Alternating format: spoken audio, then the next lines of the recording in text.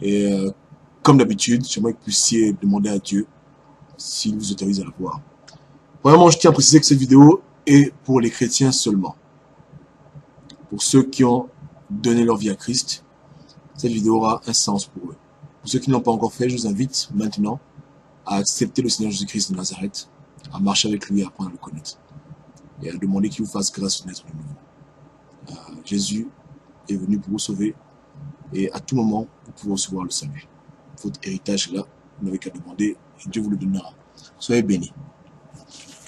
Le sujet du jour, c'est un sujet très important. Et je m'apprête à dire des choses qui, malheureusement, vont choquer beaucoup de gens. Mais le but n'est pas de vous choquer. Le but est que nous puissions nous édifier et de grandir ensemble dans la compréhension des Saintes Écritures. Parce que Dieu nous aime et Dieu veut que nous puissions toujours être dans la vraie révélation. Comme je le répète toujours, le but des révélations que l'on donne publiquement, c'est pour amener le chrétien ou la chrétienne à encore plus se rapprocher de Dieu.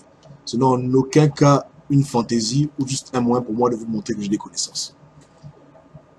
Donc c'est strictement pour glorifier Dieu et pour vous aider, vous tous et vous toutes, à pouvoir vivre la vie chrétienne que Dieu désire pour vous. Une vie de sanctification, une vie qui glorifie le Père et aller jusqu'au bout, pour vous motiver à le faire.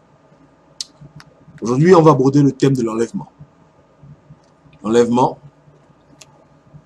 qui est simplement le fait que les hommes se fassent enlever. Enlever par Dieu. Je vais aller droit au but et ensuite on va revenir en arrière. Premièrement, il est important de souligner que l'enlèvement est un processus continu. Je répète, l'enlèvement est un processus continu. Je répète encore, l'enlèvement des chrétiens est un processus continu. On a dans le monde des conceptions d'enlèvement qui malheureusement sont erronées. Beaucoup de gens, l'enlèvement est un événement qui se passera dans le futur où les chrétiens du monde entier, ceux qui ont véritablement donné leur vie à Christ de Nazareth, se feront tous enlever le même jour et iront au ciel. C'est vrai, cela va arriver. Mais néanmoins, le processus par lequel Dieu enlève des hommes est un processus qui se passe tous les jours. Donc, au moment où je vous parle, il y a des gens qui se font enlever par Dieu. Et depuis les temps anciens, c'est comme ça. Dieu a toujours enlevé les gens. Maintenant, aujourd'hui, on va essayer de comprendre pourquoi, comment et quand est-ce que Dieu enlève une personne de ce monde. Et qu'est-ce qu'il faut faire pour être enlevé. Et quels sont les passages par lesquels je m'appuie pour pouvoir exposer cette thèse, qui est bien plus qu'une thèse, qui est une vérité. Et pourquoi est-ce que dans le futur, il y aura un jour où beaucoup de gens se feront enlever, le même jour. Et tout ça, on va voir ça en détail. Soyez bénis. Vraiment, je vais aborder un passage. On va parler d'enlèvement dans l'Ancien Testament. Vous savez que dans l'Ancien Testament, c'était l'ombre des choses à venir. Donc, il y a eu beaucoup de choses qui sont passées. Mais néanmoins, après la venue du Christ, la dimension s'est élevée et la grâce de Dieu s'est répandue sur toute chair. Mais toujours est-il que dans l'Ancien Testament, Dieu avait déjà commencé à enlever des gens. Lisons. Genèse, chapitre 5, du verset 23 à 24. Tous les jours d'Enoch furent de 360 ans. 65 ans, désolé. Enoch marcha avec Dieu, puis il ne fut plus, parce que Dieu le prit. Donc dans les Saintes Écritures, Enoch est la première personne dont on enregistre l'enlèvement par Dieu. Ensuite, Hébreux, chapitre 11, au verset 5. C'est par la foi qu'Enoch fut enlevé pour qu'il ne vit point la mort et qu'il ne parut plus parce que Dieu l'avait enlevé. Car, avant son enlèvement, il avait reçu le témoignage qu'il était agréable à Dieu. Donc, l'apôtre Paul confirme qu'effectivement, Enoch avait été enlevé par Dieu. Enoch n'est pas mort d'une mort physique. Il a été enlevé de ce monde sous sa forme charnelle et il a été transposé dans le monde spirituel. Après Enoch, on lit en 2 Rois chapitre 2, lorsque l'Éternel fit monter Élie au ciel dans un tourbillon, Élie partait de Gilgal avec Élisée. Donc, on voit que le prophète Élie, le Tibite, a été bel et bien enlevé par Dieu. Et si vous voulez, vous pouvez lire tout le chapitre 2, qui explique en détail les événements qui ont précédé son enlèvement. Maintenant, qu'est-ce qui se passe ici? Vous avez vu vous-même que dans l'Ancien Testament, il y a au moins 2 personnes qui ont été enlevées de Dieu, qui n'ont pas connu la mort. Au minimum. Il peut y en avoir plus, mais la Bible n'enregistre que 2 personnes. Vous comprenez? Maintenant, allons maintenant dans le Nouveau Testament. Et lisons les paroles du Christ, qui témoignent bel et bien de cette réalité que Dieu a cachée pendant des siècles au public, mais qui maintenant aujourd'hui doit être révélée pour l'édification du corps de Christ et pour encourager les chrétiens à persévérer dans les voies que j'énumérerai bientôt. Le Christ lui-même dit, en Jean chapitre 11, au verset 26, « Et quiconque vit et croit en moi ne mourra jamais. » Crois-tu cela?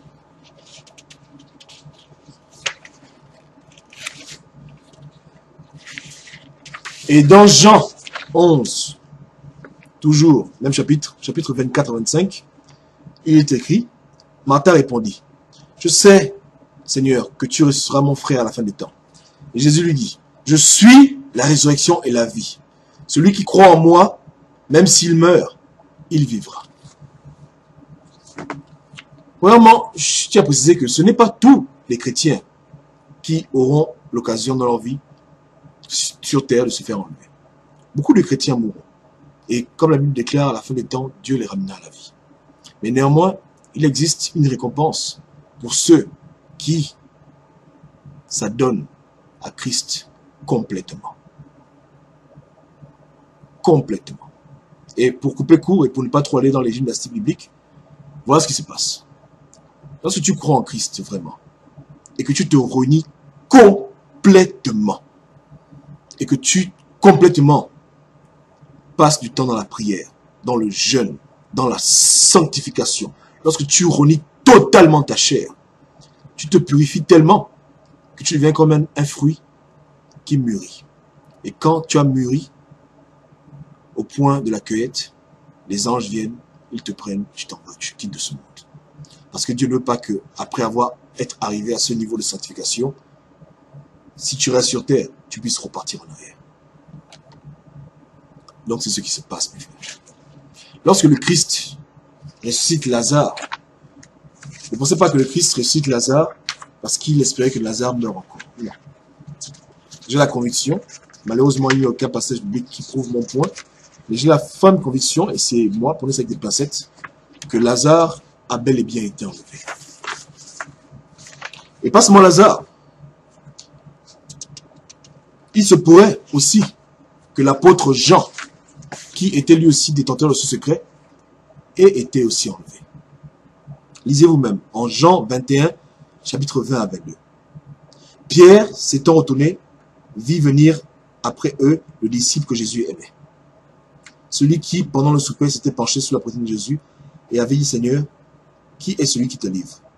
En le voyant, Pierre dit à Jésus, et celui-ci, Seigneur, que lui arrivera-t-il? Jésus lui répondit, si je veux qu'il demeure jusqu'à ce que je vienne, que t'importe? Toi, suis-moi.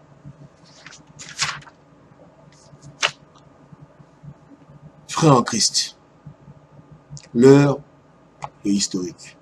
L'heure est importante.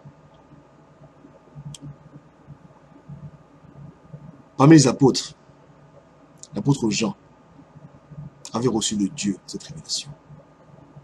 Que Dieu est capable de faire en sorte qu'un homme ne puisse jamais connaître la mort. À condition que cet homme se purifie et se sanctifie jusqu'au fond, jusqu'à la limite ultime. Alors là, Dieu le cueille, Dieu l'amène. Beaucoup de gens aujourd'hui disent que quand Jésus reviendra, on va se faire tous enlever. Mais ce n'est pas le cas. Beaucoup d'entre nous, enfants de Dieu, nous avons cru en Christ, mais nous ne sommes pas habilités à rentrer dans la terre promise. Parce que nous avons toujours une nature charnelle. En dépit du fait que nous aimons Christ, nous sommes toujours adonnés aux choses de ce monde. Il ne faut pas qu'on arrive au ciel. Et on arrive au ciel, on dit Seigneur, est-ce que tu peux mettre M6? Est-ce que tu as TF1? Est-ce que tu as une PlayStation? Seigneur, où l'album de Doc Gynéco? L'album de Tupac? Voilà le genre de chrétiens que nous sommes. Donc, on ne peut pas être dans la présence de Dieu divin avec une nature aussi charnelle. Non pas que nous n'aimons pas Dieu, mais nous ne sommes pas habilités à venir en sa présence avec ce genre de pensée, avec ce genre de comportement. Donc, quand le Christ viendra pour prendre son église, ce ne sont pas les chrétiens qui s'adonnent à une vie partielle où ils ont toujours leur côté charnel, ils le maintiennent et ils veulent être spirituels. Non. Ce sera strictement les chrétiens qui seront complètement dans le spirituel, complètement dans la sanctification. Et pour la raison pour laquelle il y aura un temps où beaucoup de gens se feront enlever au même moment, parce que lorsque les gens sont persécutés, ils ont tendance à beaucoup prier. Et vous le savez vous-même, quand on a des problèmes très graves, c'est là où on arrête tout, où on se sanctifie plus, où on lit plus la Bible, où on cherche plus la face de Dieu. Et quand tout va bien, on a tendance à devenir paresseux et on dort sur nos lauriers. Mais pendant les grandes tribulations, les chrétiens seront persécutés. Même pour manger un bout de pain, il faudra prier. La prière deviendra indispensable dans la vie des chrétiens. Les chrétiens vont lire leur Bible comme des malades. Ils vont passer des jours entiers à faire des jeûnes, à prier, à louer. Pourquoi? Parce qu'il faudra tellement qu'ils s'emplissent de Dieu à cause de ce qu'ils vont vivre comme persécution. Et en le faisant, inconsciemment, beaucoup d'entre eux vont se purifier, se sanctifier par la grâce de Dieu, jusqu'à ce qu'ils vont tous mûrir et Dieu viendra les cueillir. Donc mes frères, c'est ce qui se passe. Le sujet est très vaste. Je pense qu'il est trop duré, mais néanmoins, ce qu'on doit retenir aujourd'hui, c'est que l'enlèvement est continuel. Si tu ne veux pas mourir comme les hommes meurent, c'est pas difficile, abandonne-toi à Dieu. Mais totalement et brutalement. Sinon, vis ta vie comme tout le monde et tu mourras et à la fin des temps, Dieu te ressuscitera. Mais si tu veux vraiment vivre et ne jamais connaître la mort, comme le Christ te l'a promis, obéis à sa parole complètement. Et débouille-toi des choses de ce monde. Parce que c'est une préparation pour notre voyage. C'est un peu comme si on va dans un pays où les gens parlent une langue étrangère, on se prépare au préalable. Donc si tu veux rentrer dans la terre promise maintenant, avec ton corps entier, sans pourtant connaître la mort, si tu t'adonnes à Christ corps et âme, si tu te renies complètement, tu te fais enlever. Comme Enoch et comme Élie. Maintenant, je sais qu'il y aura beaucoup de gens qui vont venir jouer des détracteurs, et je respecte l'opposition. Mais néanmoins, sachez bien que ce que Dieu a fait dans l'Ancien Testament, c'était limité, parce que c'était encore l'homme des choses. Maintenant, imaginez ce que Dieu fait dans le Nouveau Testament. Et Enoch n'a pas vécu à la même époque que Élie. Ils ont été enlevés des siècles, et même des millénaires de différence. Entre Enoch et Élie, probablement 2000 ans, 3000 ans, je ne sais pas. Mais maintenant, nous qui sommes sous la grâce du Christ, pour quiconque aime Christ réellement, voici la surprise que Dieu te réserve. Voilà pourquoi vous voyez que dans le processus de sanctification, plus on prie, plus on se rapproche de Dieu, plus on pardonne les autres, plus on essaie de faire tout pour ressembler à Christ, il se passe en nous des transformations corporelles. Et beaucoup de gens, dans l'histoire de la chrétienté, ont frôlé cela. D'autres sont morts en essayant. Et c'est ça qui explique le fait que des gens, lorsqu'ils meurent, leur corps ne pourrisse pas.